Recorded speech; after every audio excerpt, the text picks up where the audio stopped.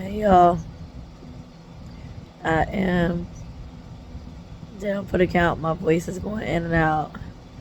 But I wanted to get on here today and I wanted to have a conversation with y'all. If you are an educator or if you are excuse me, that was bad. If you're an educator or if you are an administrator or if you deal in business, like if you own a child care facility, this conversation is more for you. A lot of times in child care, we focus on getting students enrolled, right? And so we have to do tours and we have to do open houses and things of that sort. And I was sitting and I was speaking with a friend of mine who is not necessarily in education but in business. And I said, I play a lot of the time like I really don't know what's going on, but I do. And what I realized is people don't know what they don't know. So I had a conversation with a friend of mine about a meeting I had with some of my admin team. And there was a letter that I sent, and one of the things that I discussed in that letter was the business model always talks about the bottom line. And the bottom line is always about generating revenue. But in childcare, there's no single bottom line. There's a double bottom line.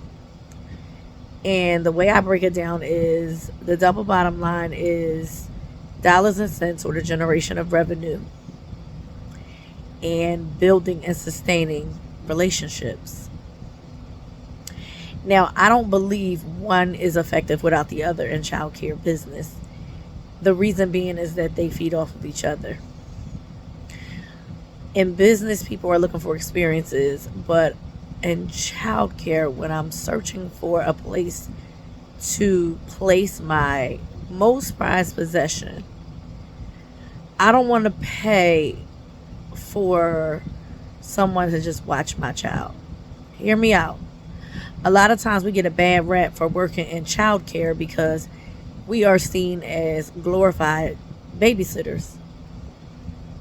But if I'm honest, I work with some people who literally are glorified babysitters. I work with some people that actually do way more. There are some people, and not just where I work, but everywhere you go, you're going to have those people that kind of just show up to the job and do the bare minimum and leave for the paycheck. It's just the nature of the beast. But if you don't give educational experiences, the child is not going to go home and be able to be excited about what they learn and wanting to come back the next day. Parents are looking for that experience. They're looking for their children to have educational experiences. That's the buy-in. If you can get my child interested, then you got my buy-in. So I say all that to say, you can't enroll in childcare without ensuring your staff is doing what they need to be doing, and that they have the training they need to have, and that the rooms are appropriate, and that the engagement is there.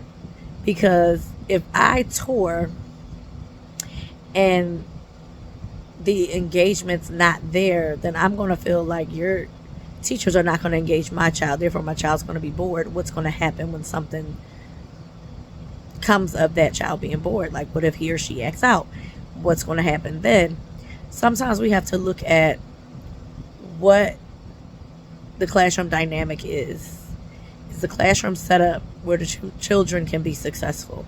Are the teachers engaged with the students and keeping the students constantly engaged? Do you have long wait periods? I know y'all know all about that.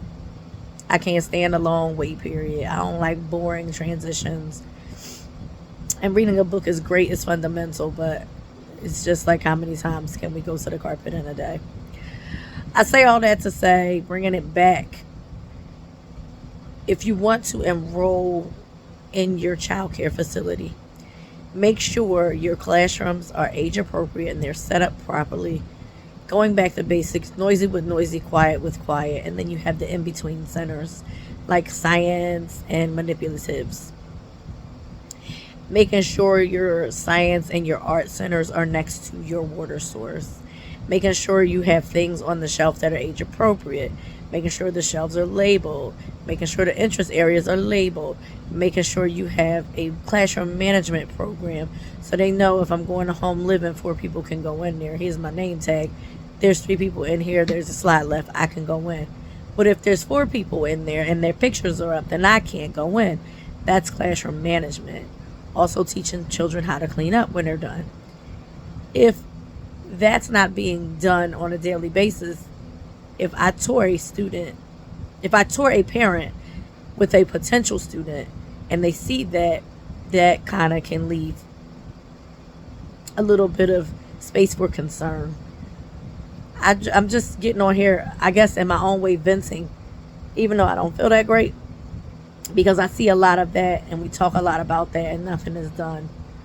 What do y'all think is the proper way to remedy this issue?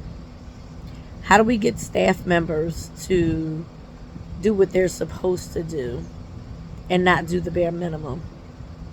How do we ensure they keep their classroom tour ready even when they're going outside for recess? Instead of saying we're going to go out and come back and clean it. I've done that as an educator before. What does that look like? How do we ensure that as administrators we are ensuring our staff feels seen, heard, and valued so that they will come and put their best foot forward, and in turn making it a great experience for whoever walks in the door? Y'all tell me your thoughts and have a great rest of your day. Bye.